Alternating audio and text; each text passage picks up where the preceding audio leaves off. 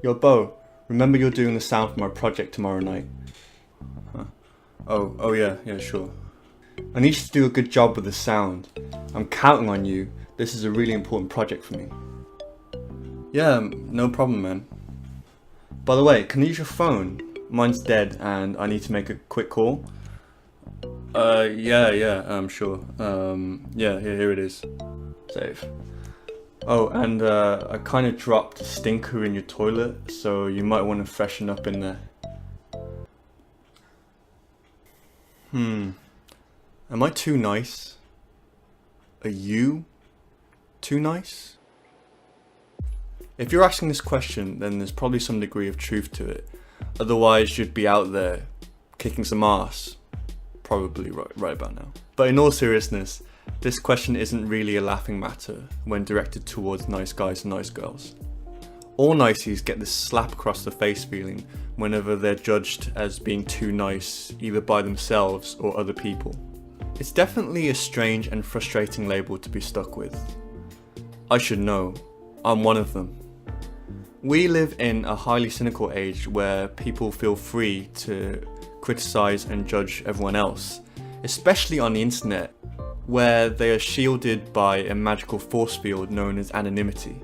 Unless you were born into a rich or powerful family, or you were lucky enough to have grown up in an emotionally supportive environment, you'll probably be familiar with power hierarchies, and even if you were, no one is in particular safe from occasional douchebaggery.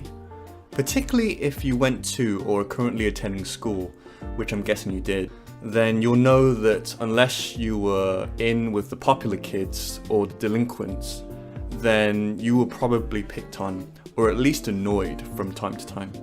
And particularly in this stage of life when all you know is school life, then it's really easy to be made to believe that being nice is a sign of weakness. So is it? Yes and no. It really depends on the situation and the context. Trust me, this one still hurts my head, and I'm long out of school. Specifically, it depends on the extent to which being nice affects the fulfillment of your own personal needs, and how you identify with being a nice person.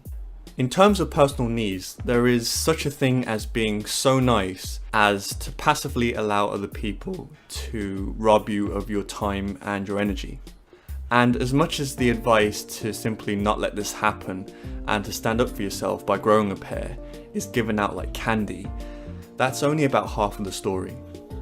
To ever solve this issue to the point where you're happy and at peace with yourself involves working on your self-esteem. And that means working on your beliefs and your goals. Long story short, the best way to tip the decision towards giving yourself more priority is to live a life that you deem worthwhile, more worthwhile than letting someone else call the shots. Of course, you still need to summon the courage and learn to be assertive, but trust me, this becomes way easier once you have more solid ground to stand on. Your relationship with your nice nature. Well, I'm just a nice guy, and nice guys just don't have it in them to have to upset people. People just don't know how to respect or appreciate a nice guy when they meet one. I will forever remain a tragic martyr.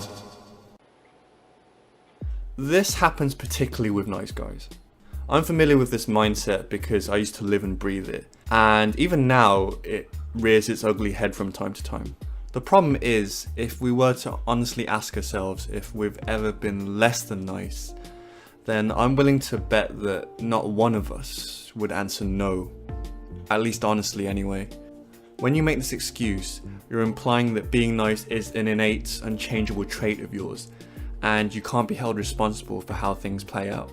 Or that being nice is a conscious choice that you make every single time you're presented with the alternative of asserting yourself.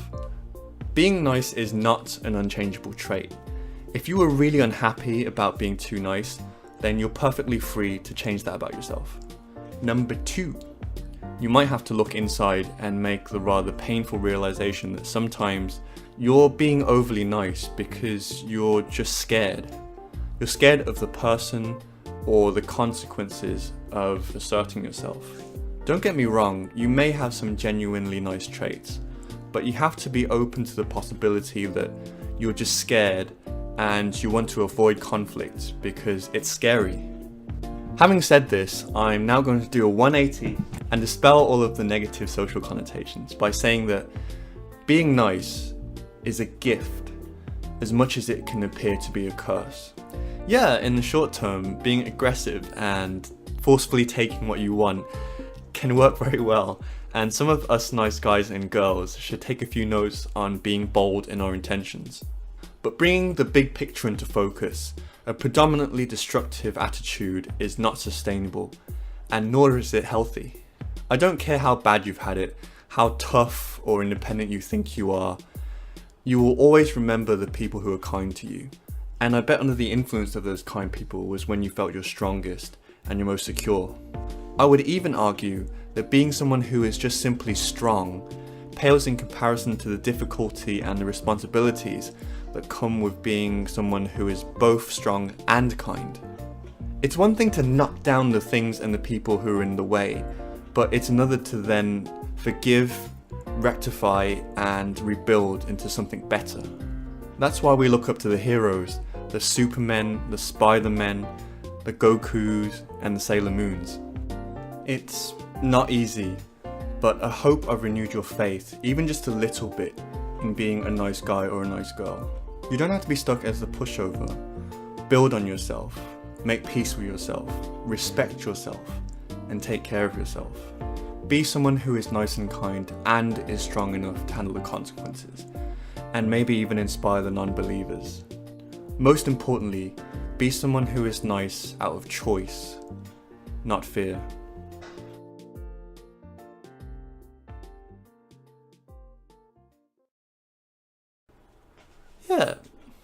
Yeah, in the short term, yeah.